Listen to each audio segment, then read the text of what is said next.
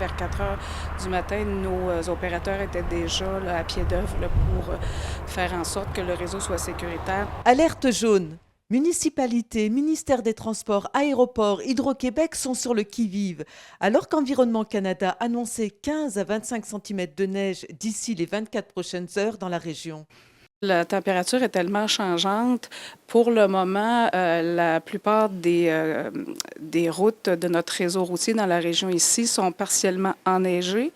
Il y a dans le secteur de la réserve faunique La Vérandrie, la 117 est couverte. Il y a de la poudrerie par endroit, mais ça pourrait changer là, comme ça, là, dans un claquement de doigts, les conditions routières.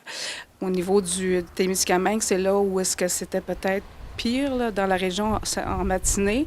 C'était couvert, maintenant c'est partiellement enneigé. Par contre, il y a eu de la bruine verglaçante.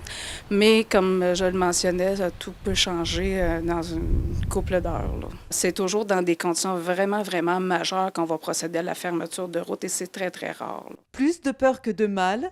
Selon les dernières données météorologiques, l'Abitibi-Témiscamingue sera relativement épargnée, bien qu'une bonne accumulation de neige recouvre les routes.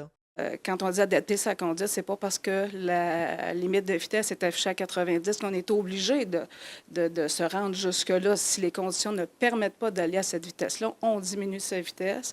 On évite de suivre de trop près.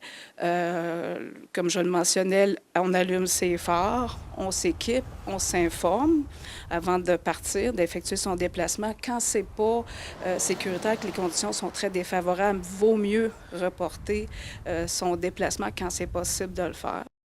En Abitibi-Témiscamingue, il faudra s'attendre toutefois à quelques averses de neige et de poudrerie au cours de la nuit. Samira Ouari, RNC Nouvelles, Val-d'Or.